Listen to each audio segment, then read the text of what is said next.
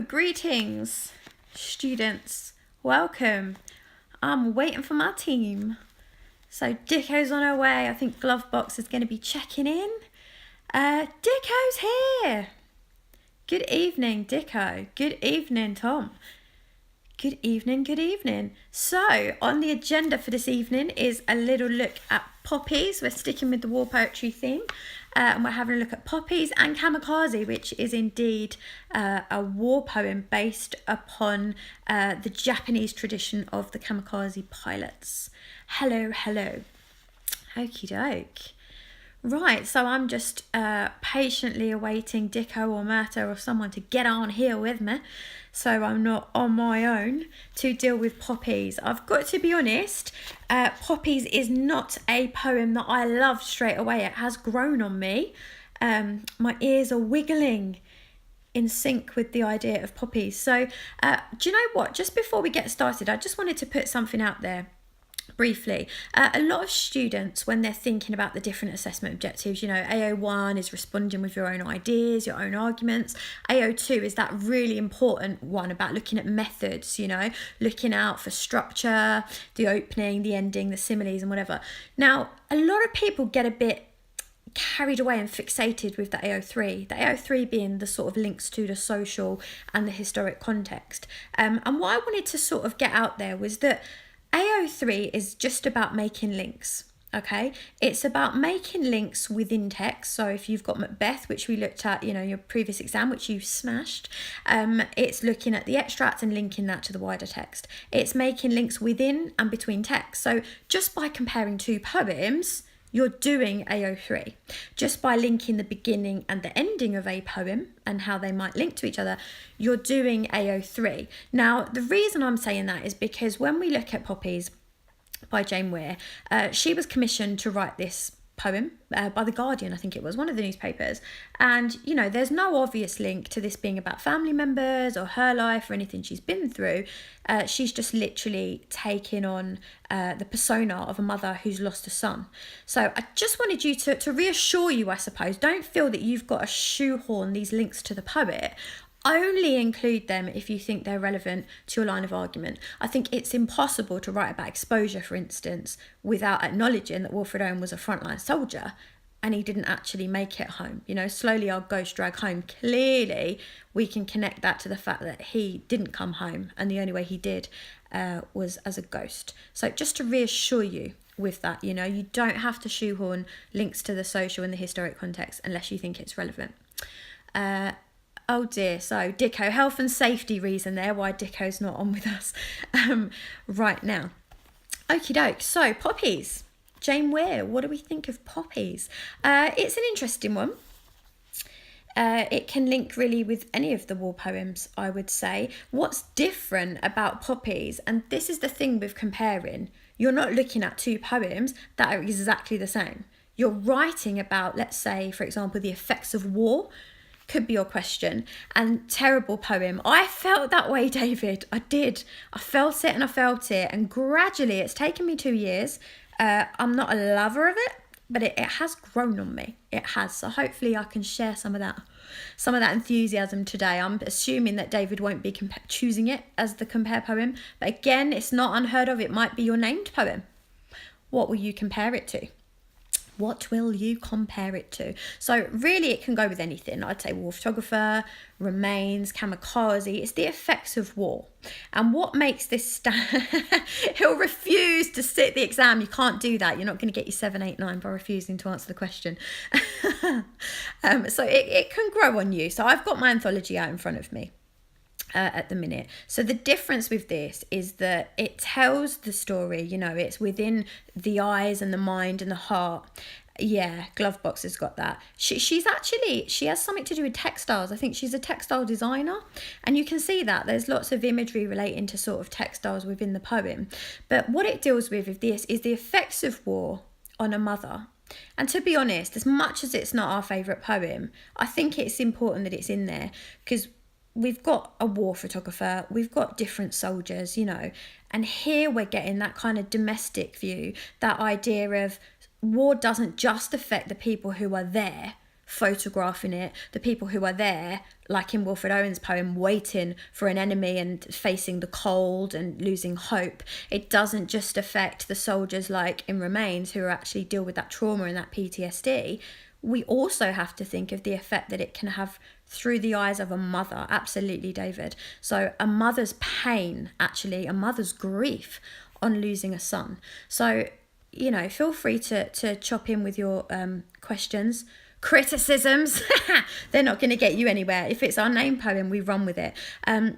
So again, it opens up the idea 3 days before Armistice Sunday, and the poppies had already been placed. So it opens with this image of memorial, this image of paying our respects to the dead, those who've died at war.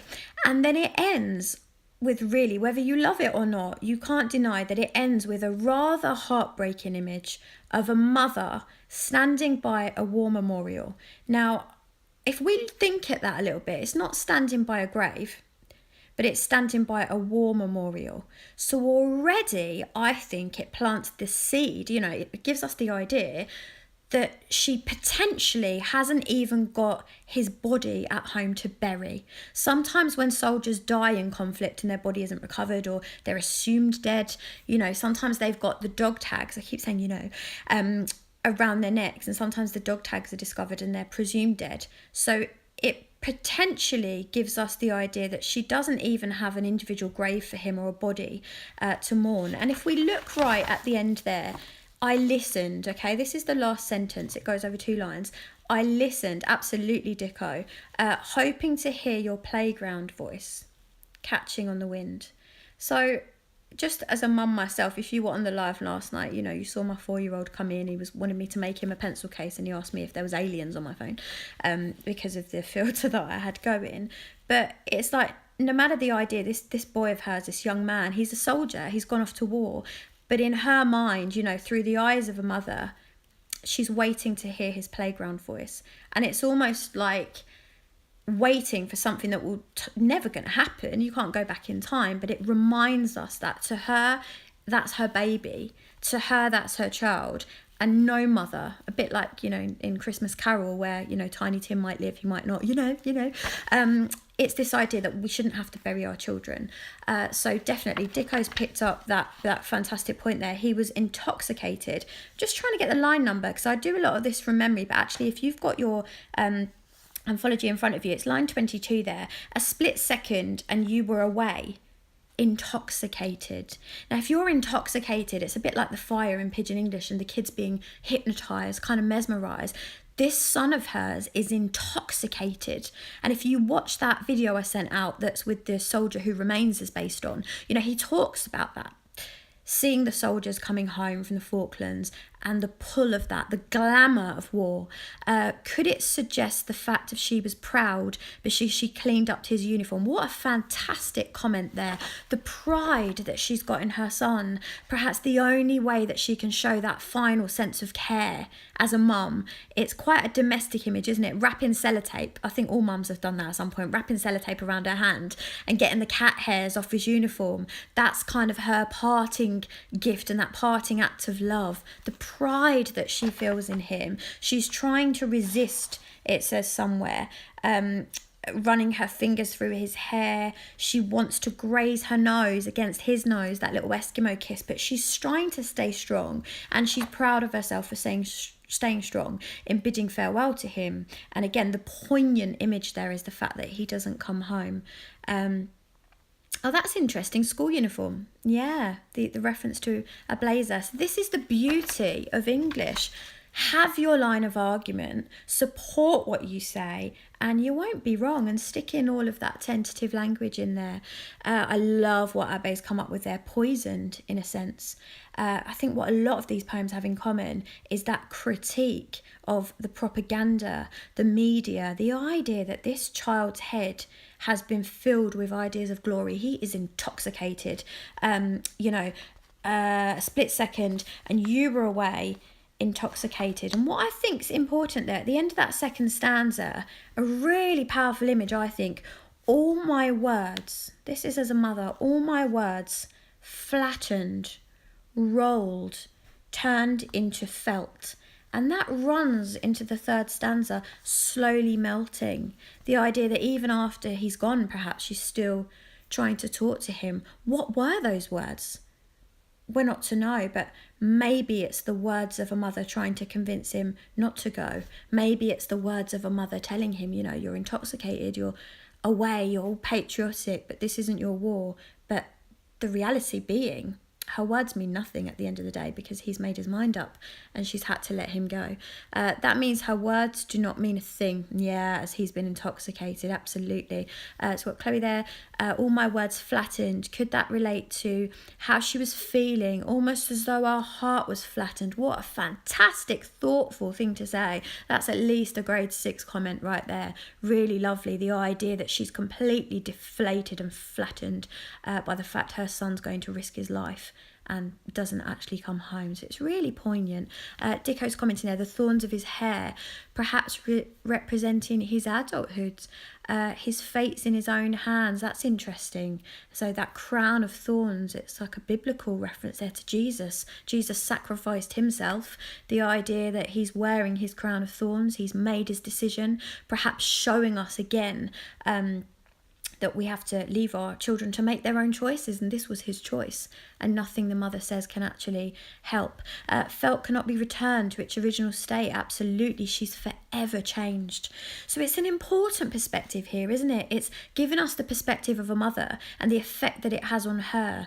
At one point there, you've got that image of a treasure chest, the world overflowing like a treasure chest. It's an image, it's a simile. Again, a reference to the idea that to him, war is glory, it's gleaming like a jewel, it's like treasure. Or maybe it's even a reference to the spilling over, that all of this life that he had to live but doesn't get to because he's gone off to war. Will this help with... You're more than welcome, Chloe. It absolutely will. Absolutely. Feel free to ask questions. But yes, predominantly this is for year 11 on Thursday, but you will definitely be sitting the same paper in your PPE, so totally that will help. Felt quite soft, so it suggests that her words are soft to him. Yes, and could be, David, there, the kind of contrast between the softness of the felt and the harshness of the black thorns of his hair, perhaps being close to his mind, that his mind is hard, it's rigid, it's set, his mind's made up, he's fighting for his country. And that sort of softness, that she'll always be that loving, soft mother, and she'll always be a sort of love for him, but she can't protect him. Bit like in Pidgin English, isn't it? The idea of Harry's mum being a midwife, bringing life to the world, but can't actually protect and guard the life of her son. So perhaps she's going to be that mother at the end, sort of guarding the blood, like at the beginning. Felt's a tangle of materials and fibres, perhaps the confusion of feelings. That's lovely. And I think that, along with the enjambment, perhaps reflecting, enjambment is where, one sentence runs into the next line. That how much she's kind of intermingled and interlinked with him. She's connected. There's no separation. That's her flesh and her blood. And that softness of felt, that connection that she feels with him. Definitely. There's an image in here, actually. It's at the kind of third stanza. And she's talking about when she walks up to the churchyard. And she talks about her stomach being busy with tucks and darts and that kind of, maybe that anxiety and that unnerving feeling that she's lost her son. But there's a reference there. She says, without winter coat or reinforcements of scarf, gloves. The idea when soldiers go to war, they need their reinforcements. Reinforcements are those supplies that keep you alive. Is that her way? Is that the poet's way? Because she's taken on this role of suggesting that just like in Remains, the soldier, society's not supporting him, giving him what he needs. Perhaps the suggestion here being that the mothers of these soldiers are not getting the support that they need. So it's always looking at the poet, looking at what the deeper meaning could be. Playground voice, his childhood swaying in the wind, his childhood's lost, his childhood's forgotten, and she's got that kind of immeasurable hope, that hope beyond hope, maybe because there's no individual grave. That's interesting. I've only just sort of twigged that as I'm doing this live now, because it's a war memorial and not necessarily a grave. Perhaps there is still that hope that he might come home. Still that kind of disbelief, you don't want to believe it, hoping to hear your playground voice catching on the wind. So, what poems to compare this with?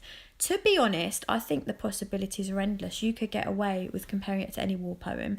I think the more obvious ones might be something like Kamikaze, which we're going to look at in a minute, or Charge of the Light Brigade, simply because you've got the idea of these soldiers going to their death. In Kamikaze, he was expected to go to his death and he didn't, and therefore his family shunned him and cast him out.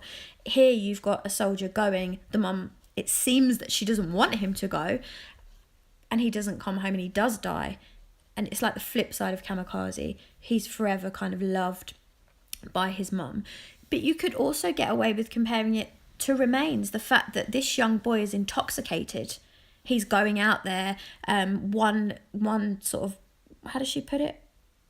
In an instant. What's the actual quote?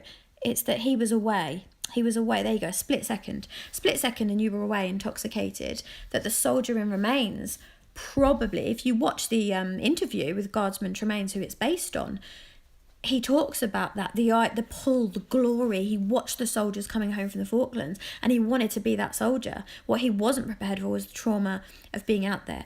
So again, my advice is always compare it to a poem that you also can relate to the question, if it's the effects of war, and one that you know really well. You'll be able to find those comparisons there. You'll be able to find the idea that maybe if this soldier did make it home, would it be another case of the soldier in Remains? Would he be turning to drink and drugs? Would he be reliving the trauma of what he's been through? So what do you think of the semantic field of materials, stitch, felt, bias, binding? Do you know what? We need Brownie on here. Mr. Brown made some nice comments about that the imagery, it's very domestic. It's the kind of things that are homely. It's imagery relating to home, a mother stitching, and the felt. And the bias binding, I think, is interesting because this occurred to me a few weeks ago. She comments actually that on his blazer, yellow bias binding around your blazer. Now, binding is just that kind of trim around the blazer. So it's a reference to materials. But if we look deeper, a bias is sort of a prejudice or a discriminatory idea. So immediately we could argue that maybe the poet's drawing attention to there about the bias, the propaganda, these glorious ideas that the media are portraying to these young soldiers, and that being kind of ingrained in their uniform that they wear with pride. Glovebox Playground Voice could also be her trying to get back the child who needed her, rather than this man who's gone off to war. That's a nice point there. Yellow could be a warning. That's so interesting. And I'll tell you why that's interesting. And it takes me back to my lesson today where I disagreed. I said, well, I don't agree with you. And I think Morgan in there got a bit offended by that. But this is the beauty of English. There's no right, there's no wrong. Shakespeare said that actually. There's nothing either sort of good or bad, but thinking makes it so. We can all have our ideas. The yellow to me reminds me of Harry in Pidgin English, where he describes Poppy as yellow. Yellow is quite often to do with Easter. It's an Easter colour. You know, the daffodils growing, the sunshine, sunlight. It's kind of a new day. So to me, that yellow bias is the idea that it's almost like sunshine and something beautiful luring him in. But ultimately he loses his life, so the glory isn't what it's made up to be. Perhaps he died before he realised that. Whereas in Remains, we get this idea of the soldier coming back and all of that glory is faded. Or Bayonet Charge, you know, the glory, the honour, the human dignity, all of that drops like luxuries. So in that regard, you can link it to so many of those war poems. There's so much in there. But again, it's likely to be something to do with the effects of war. So the effects of war on a mother and how watching her son become completely intoxicated. It gives me almost an image of a video game, you know, that he thinks it's something that will be fun or something, you know, that will be honourable and appealing. Keeping things together, mending, but this can't be fixed. How beautiful. We need you here, Dicko. This poem's not my forte. So yeah, that's lovely. The binding, the felt, the stitching. How lovely that as a mother, she's left, maybe picking up the pieces. She's left trying to stitch together what's left of her life. How about that? Interesting. Could Remains link to this because of the unknown? She doesn't know if her son's coming home. But in Remains, yeah, so again, that's a thoughtful comparison to make. Both poems deal with the aspect of the unknown, possibly. So, you know, just choose a poem that you know first and foremost, and you can then make those links. Remember, the connections, the comparative part, is only one of several things that you will need to show. So it's the methods, the language, the imagery, the structure that the poet's chosen, the ideas that the poet's portraying, the effects it has on us, and then those links between the poem. Yeah, Abe, I'm with you. Yellow reminds me of happiness as well, actually. Definitely. Oh, love it. Look at this. Spasms of red. Interrupting. The bias binding is continuous. It's his path, maybe the road ahead, interrupted by the red. You know, a spasm is quite often something that's related to pain. If you experience a spasm of pain, it kind of runs through you and it's uncontrollable. So the spasms of red as an image there could again be a link to the kind of bloodshed of war, the pain that these soldiers experience, but they're so blinded by that yellow bias that they're not actually prepared for the realities of war. And that's something that in Remains the soldier deals with firsthand and experiences firsthand. I say deals with, but the whole point of that poem is that he doesn't deal with it, and he's kind of left to the drink, the drugs, and the image of blood on his hands. Oh, that's a metaphor. Dicko, look at the metaphor from Dicko there. Feeding time at the zoo. For a moment there, I genuinely thought you were at the zoo. I was like, oh, she's taking Teddy to the zoo at this time of night. I'm a little bit literal today. What does that mean, that red cross with the drink? I've seen that a few times and I don't get it. Can someone explain that to me, please? I'm not quite sure. Okie doke. I might have missed a few comments there. Sorry if I have. Feel free to ask me more should you want to. So we'll have a look at Kamikaze. Hopefully you've got that out in front of you. You've had a little think about it. Much like Poppies, I would say there's nothing obvious there in terms of context. Obviously, the poet is looking at Japanese culture. So we got the reference at the beginning there, so a samurai sword, again embedded into Japanese culture. So looking at the role of kamikaze pilots, and like we said the last couple of lives, don't be afraid to look at and maybe even comment on the obvious. The title is Kamikaze, so immediately we know that this is to do with a kamikaze pilot. Yes, David, a dove represents peace as well. I'm not sure what to make of the dove image. See, Mr. Brown had some good thoughts about that, so maybe have a little chat with him. Could doves suggest love and freedom? They do suggest peace, don't they? Could that be a reference to the kind of peace that she wants for her child, or releasing a songbird? Could it be the idea that she wishes for peace for him, that his soul's at peace and his soul's at rest? It's all subject to interpretation. No comment. Oh, is it like the frog thing, drinking his tea? But that's none of my business. I'd expect like a frog in a teacup for that. Just saying. Okay, so Kamikaze. So this clearly deals with kamikaze pilots, Japan. The idea being, if you were chosen, check this out, right? If you were chosen to be a kamikaze pilot, you were chosen to go on a suicide mission, to end your life, to kill yourself in the process, to die for your country, that was considered an honour. To thinking about that, that was considered in Japanese culture as an honour. You should be proud. Your family will be so proud of you that you were one of the kamikaze pilots. So what we get there, it means you're honoured, absolutely. So we've got, Dicko made a lovely image of it, the shaven head full of powerful incantations. Kai in my class linked that to Poppies, the idea of this child, this son, not a child anymore, being intoxicated with the idea of war. And we get the same at the beginning of this poem. We get the idea of his head filled with, full of powerful incantations. He wants to do this. He's getting a one-way ticket into history. That glory, that honour. He's not going to come back, but he will go with honour and he'll go with pride. And the idea of this poem is that as he was up there on his mission, he looked down. That's the image the poet's giving us, that he looked down at the sea and all of these memories of childhood came back to him. The building of pebbles on the beach with his brother, the memory of his grandfather's boat. So arguably the idea being that, yeah, you if you didn't go on the mission, you'd be looked down on 100%. So that's intoxicated, beautiful link there, intoxicated again, same way, by that propaganda. Completely, it was sold to them. This is an honourable thing. This is a glorious thing. You should be proud and you should feel honoured. But the idea being that as he's going along, these memories are coming back to him. And actually, the love of his family becomes more powerful than the want of that honour and that glory.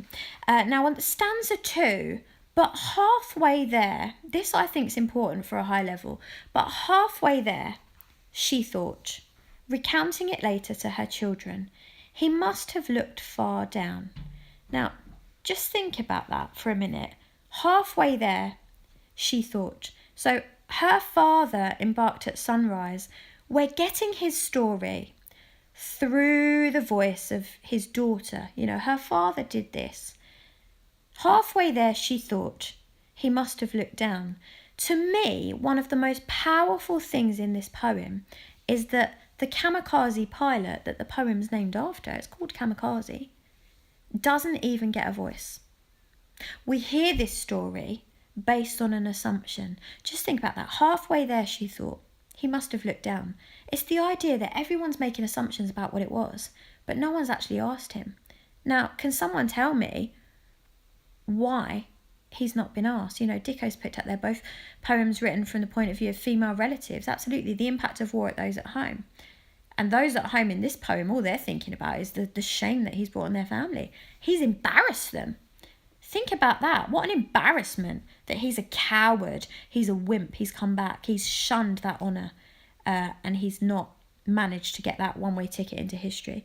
Could it be because they see him as an outsider to society and to the family? Definitely so. So we get this image of no one ever spoke again in his presence. Only the children did, because they didn't know better. And when you talk about this, you could talk about this as your second poem. Again, it doesn't have to be word for word quotes. Just the way I'm talking about it now, you can talk about it. The idea that no one ever spoke in his presence apart from the children until they too learned not to. So he's been completely shunned, completely cast aside, because he refused. He's a disgrace, absolutely, Glovebox. No one will talk to him. And the last line of this poem, it's so heartbreaking. And sometimes, she said, he must have wondered which had been the better way to die. Did he live to regret it? Because he came back for love. He came back due to love of his family.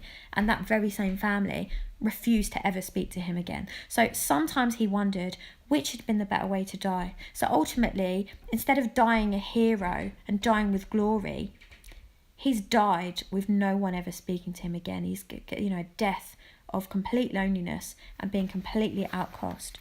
Why has my face gone weird? That's really strange. Maybe I've put another filter on without realising. Hello, hello, hello. Which had been the better way to die? So he absolutely disgraced them. Translucent sea could suggest the rest of his soul, as the sea is quite soothing. Okay, interesting.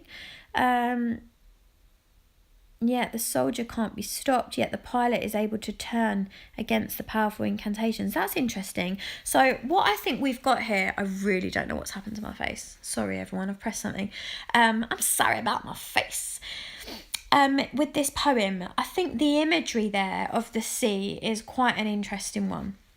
The imagery of that sort of water, it leaves the reader shocked, Glovebox has said, perhaps at knowing how awful he was treated. Yeah, and do you know what? I think that's it. I think that's it here. It's this idea, I think, so what you're doing for the 5 and above is you're getting into the mind of the poet. I think that the poet is giving us a sense of admiration for all of these soldiers, you know, pilots, who might have come back off of their suicide mission. I believe that she's presenting us with a sense of empathy, sympathy, and possibly even the idea that they were a bit ahead of their time. Now, the reason I say that, it reminds me a bit of Charge of the Light Brigade. Charge of the Light Brigade, as we're going to do a live on that tomorrow, but it's written by Tennyson, who was the poet laureate at the time, and he's honouring these soldiers who, I was going to say quite happily, but I think that's a bit of a wrong way to put it, who willingly went to their deaths. They knew, cannon to left of them, cannon to right of them, cannon in front of them, you don't take a sword to a gunfight. You know, they knew that they were on a death mission, but we've got theirs not to make reply, theirs not to question why, theirs but to do and die. They were doing their duty, and the anaphora of that, theirs not, shows that they're being honoured, they're doing their duty. Now, we'll look at that a bit more tomorrow. In Kamikaze, it's like the opposite of that. Ear twitch there for you. Theirs not to make reply. Well, actually, he thought theirs is to make reply. I'm coming home. I'm not dying. I've got family to live for. And when he looked down, I think the poet is giving us this really clear image there. She talks about the image of a dark tuna. Now, I know a lot of us are used to seeing tuna in little tins. A tuna fish, funnily enough, is massive. Unlike those little cans of tuna, tunas are big. So to me, that's the image of all of these little fish, maybe these schools of fish following in the one direction. This pilot refused to follow the crowd. This pilot stood up, and she says a tuna, because it's all the image of the sea, you know, memories of grandfather's boat, all the little fishing boats, this childhood memories. But the poet gives us this strong image of a tuna, a dark prince, or the dark prince, muscular. Think about that as an image. If you remember anything from this poem, I'd say make it that. Muscular and dangerous. Now, I don't know about you, to me, that royal image, and perhaps even that juxtaposition, you know, darkness and prince. Princes are royal, they're to be admired, they're to be looked up to and respected. So from the poet's point of view, what an admirable thing to stand up against all expectations and to speak up for your family and to come home from love. What an act of love. What a royal, regal thing to do.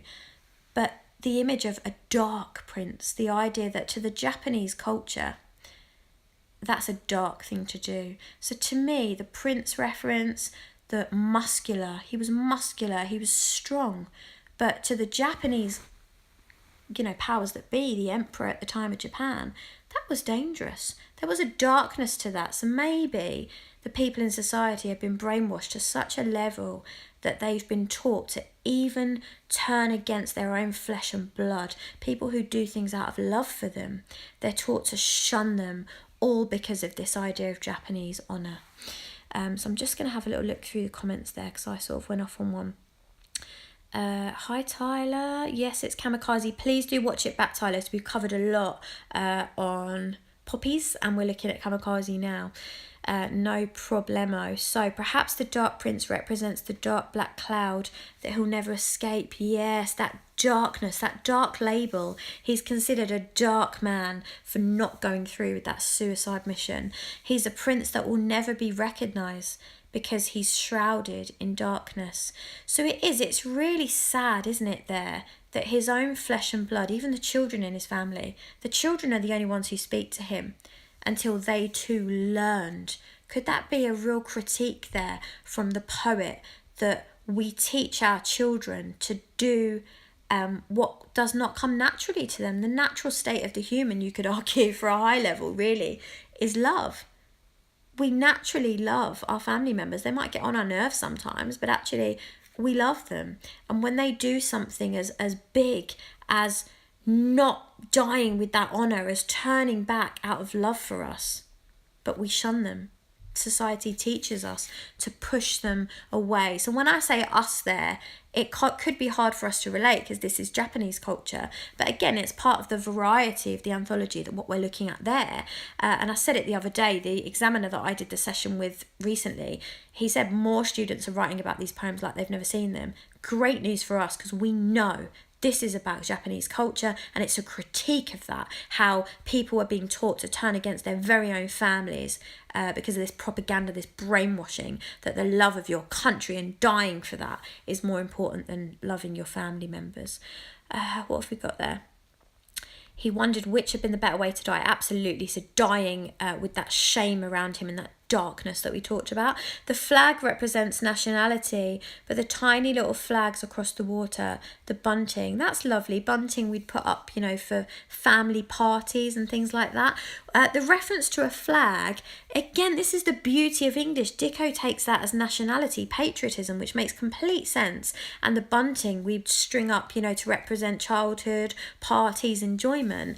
The flag, to me, when I read it, I see a white flag. What's the quote there? Can someone read it to me? Because the flag to me, I read as sort of surrender. There you go, a huge flag waved first one way, then the other in a figure of 8. So when I read that, I see a white flag, the flag of surrender, that he's surrendering to society's expectations. He's surrendering to the idea of honour and dignity, and what he's actually doing is something out of love. So a beautiful thing to be able to come in with your line of argument, and we can all say what our line of argument is, either emotionally or physically. I'd say, I think the quote or some sort of reference, the fact that there's no rhyme scheme in this poem could suggest how serious it was and how there's a message being displayed.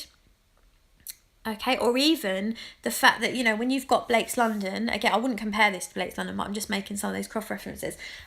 Blake's London, for instance, you've got a really rigid A-B rhyme scheme, and we said that that could reflect the rigidity, you know, the powers that be are oppressing people, are making people behave in certain ways, and the rhyme scheme reflects that. Perhaps the lack of a rhyme scheme here reflects that he's breaking free of these expectations of him, but ultimately it resulted in a lifetime of segregation and shame. Okay, yeah, absolutely. So the image of the blue translucent sea, it kind of conveys an image of peace, that, doesn't it? The idea that maybe he's looking down and he's remembering the beautiful blue sea, grandfather's boat, pebbles on the beach with his brother, all those childhood memories, the love of family, and the irony. It's ironic, it is. He turns back through love for his family, and when he gets back, they don't love him. It's conditional love. They love the idea of him dying, the idea of him dying with honour, so they can display the medals and, you know, be proud. So there's an irony there, and it's quite sad. So powerful incantations, learned never to speak again in his presence. Very important, as that's which helps him decide which he wishes to do. Yeah, absolutely patriotism, 100%. Blind patriotism, I would say. The idea that you'd shun your family members over that. I think of the Japanese flag with the rising sun. Absolutely, glove box. Well done there. Embarking at sunrise. Japan is known as the land of the rising sun, and the Japanese flag actually shows that. If you look at the Japanese flag, the image of the sun. So again, opening with that image, embarked at sunrise. Embarked at sunrise, perhaps in the name of the country, in the name of Japan. He's going to find his way into the history books until there's that volta, that kind of change, and the family memories kick in. Yes, absolutely. Could you say about the flag, as the red in the middle is you need to shed some blood for the white, which is peace? Again, thoughtful, really thoughtful. This is where your ideas come in. As long as you're analysing the language in that poem, you're really looking at the structure, the imagery, what the poet's trying to say, and then making that lead. Death leads to peace. That's an interesting one. That is interesting. If he'd have found his target, crashed his plane, maybe he would have crashed into the sea. Quite often the targets were boats. Death would have brought peace, glory. But he's gone home and he'll never hear the end of it. No one's even moaning it. That's the thing. No one's even having a go at him. They're just not talking to him. And I think that's worse, really. I'd rather someone have it out with me and tell me what their issue is, but refusing to ever speak, not even to him, but in his presence. It's the idea of that eternal punishment. Yeah, absolutely, Tyler. He isn't at peace with his family because he hasn't shed the blood.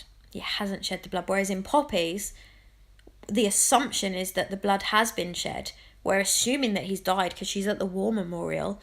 She's hoping, perhaps hoping beyond hope, that he does come home, but expecting the worst. So really we've got opposite situations there, and it's when you're comparing poems, you're looking at links between them. So it hasn't got to be they're exactly the same. This one does this, but actually this one does that, and you're analysing each poem.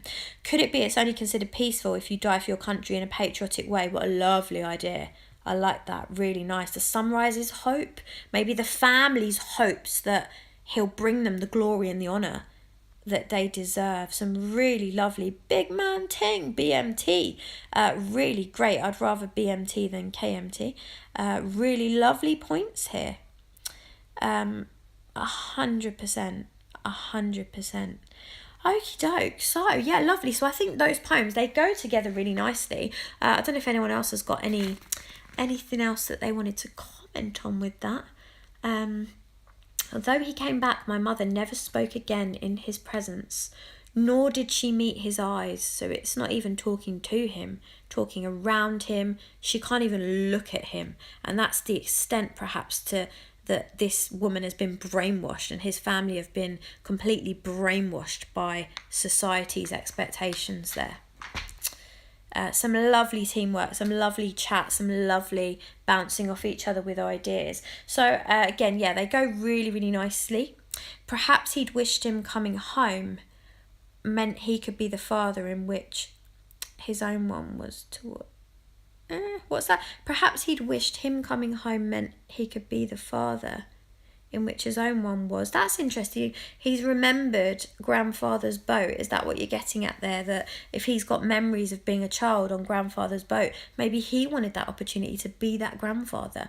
If that's what you're getting at, that's really quite thoughtful, as long as you explain that really clearly. So, I mean, I can ask you, if you get Kamikaze, compare how the poets present the effects of war in Kamikaze and one other poem. So effects of war clearly is how his refusal to go ahead with a suicide mission affected his family. It brought them shame, it brought them dishonour, and it resulted in a horrible life for him. The idea that he must have wondered, and again, he must have wondered. It's assumption. They're assuming what's happened when he's up there in the plane looking down. They're assuming that he must have wondered how to die. No one knows, because no one ever spoke to him again. Really quite sad. It breaks him.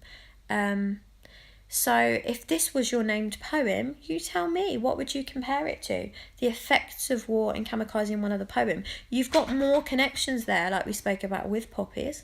You've got potentially connections with Charge of Light Brigade. So we'll look at that tomorrow. But again, if you have a think about it. If there's another war poem that clearly deals with the effects of war and you feel you know more about Remains, you can definitely say that. Unlike in Remains, where this soldier comes home and has the remains of war, the trauma, the PTSD, he's shed blood. He's fought for his country. He was never expected to go on a suicide mission. He was expected to go and follow orders. He got sent out. That's what he did. But when he comes home, much like the Kamikaze pilot, he doesn't appear to have the support. There's no mention of family. So unlike in Kamikaze, where his family are actively shutting him out, perhaps in Remains, he shuts himself away. Perhaps in Remains, he can't deal with that trauma, so he's perhaps locking himself away, turning to the drink and the drugs to flush out the horrific images of war. Whereas in Kamikaze, there are no images of war, because he didn't go through with it. All he has is the trauma, possibly, of being completely shunned by the family that he loves. Kamikaze, he has families, but they don't care. In contrast to Remains, he wanted to help, as he asked. So in Remains, yeah, he's reached out for help. Be careful with that, because it's not actually in the poem that they laughed at him, but you could definitely talk about that, Tyler. You could say, the guardsman Tremaines, who Armitage was inspired to write this poem by, talked about being laughed out of the office. But remember, that's only going to be a little hat tip, a little comment in reference to that. But what you're predominantly doing is looking at the language, the structure, the methods in that poem. But absolutely, it's that lack of support for the soldier in Remains to deal with his trauma, and that lack of love and support in Kamikaze from his family. He came home to love them, and they refused to love him in return. So what have we got there? Remains, Poppies. Yeah, Abe saying Poppies, now that I see, now that we've spoken about it. So that's great. I'm so happy about that. That now that we've talked through, you've got this video. I'm hoping this one was saved this time. I've cleared some memory, if it was that, in my camera roll. So definitely, I think they go beautifully together. And the thing is, you can compare it to something like Remains, but I think if you are able to compare it to Poppies and you feel that you know Poppies well enough, you probably get the opportunity for more detailed and intricate comparisons between the two. That being said, anything's possible. I've seen really high responsive with poems that I would say, oh, okay. But again, as long as you've got the line of argument and you can, so embrace Poppies. Yes, Glovebox, as I said, it has actually grown on me. soldiers are laughed at. It's this idea of because I know, Tyler, we watched it in Form. If you haven't seen it recently, the rest of you, do have a little look. It's only between 6 and 8 minutes. The if you type into, I emailed it round, Guardsman Tremaines, Armitage interviewed him, and he talks about that, doesn't he? He talks about actually when he's at war, he says right at the beginning of that clip that he was calm and collected on the outside, but on the inside he's frightened. And that made me rethink, actually. It made me reflect on the colloquial language that we talked about. Legged it, mates, tossed. We said the casual language could reflect a casual approach to death and violence, which, you know, it can. But could it also suggest the idea that when you're at war, you have to act like everything's okay? You have to act calm and collected on the outside. You can't really show your true feelings. It's only when you're home on your own that the reality of that fear, that trauma, all of those emotions are able to come through. Yeah, absolutely. So I'm so pleased. So we can see some lovely links there. I think Poppies might grow on you too. So please do, by all means, you know, resort back to this video, have a little look through, have a little listen again. Now, the mind maps, my class, because I'm a bit of a dingbat today, I forgot to give them out to you, but the mind maps that I posted, that Dicko posted on the English page as well, with the poems, I did mind maps of the poems that we've done the lives on. So this evening, what I'd recommend, not necessarily tonight, but do make the time for yourself to do the same. Have a look at Poppies, have a look at Kamikaze, do a little colourful drawing-based mind map for yourself, even copying over the words that I've done. But it's a great way to revise because it helps you to remember, to make notes about the key images and the key perspectives and points that you can go with. I've no idea what you're on about there, Tyler. You'll break and they'll putty you. Metaphor? Okay then. So yeah, do some mind maps for yourself. Have a little look over. I'll just stay on for like literally a minute, just in case anyone's got any other questions or any other points that they want to make. Hello, Shanice. Better late than never. Nice of you to join us. So again, Shanice, please do watch this back, have a little look through, and just remember that you have a named poem, fair enough, printed in front of you. So it gives you a chance to have a deep breath, to have a real think back, you know, search through your mind. The mind's a wonderful thing. The things that you retain, the things that you remember. But really it's remembering, okay, what is this poet's message? What are they trying to say? And you'll remember some of the methods, but when you're in that exam, looking again for those key images, looking at the opening, the ending, the really strong imagery that's used in the middle as well. Okie doke. Fabulous. So, Poppies, Kamikaze, effects of war, the thread between them really, the effects on family. We get this image in Poppies of a mother mourning the loss of her son, hoping beyond hope, hoping against all odds that he'll return to her, hoping to hear his playground voice. And again, that reference to playground voice, I think, could definitely refer to the fact that it's not likely. What she's hoping for is unlikely. She's hoping for her little boy to come back to her. And the idea that her words were rolled into felt, that nothing she said could be enough to stand up against the intoxication, the propaganda, the glory of going to war from his point of view. And in Kamikaze, we get the flip side, don't we? We get this soldier who was also intoxicated, you know, a head full of powerful incantations. You should do a little sweet game, have a skittle every time I say you know. I'm so aware of it at the moment. The idea of him also intoxicated, also completely a head full of these powerful incantations, the flag, the patriotism, fighting for his country, but the love of his family has brought him home. He's come home, and ironically, he's been completely shunned and completely turned away. So, happy revising. We're back tomorrow, same time with Charge of the Light Brigade. We've got some poetry, a little bit of Pidgin English as well planned for tomorrow. So really to help prep you. Monday, Tuesday, Wednesday, so 3 more sleeps, and it's the last of your lit exams. Thanks for tuning in. Are you there, Dicko? Are you there, glove box? Thin on the ground today. Fabulous. Thanks for joining, guys. Very cool. 8 o'clock every night, right up until paper 2. So happy revising, and I shall see you tomorrow.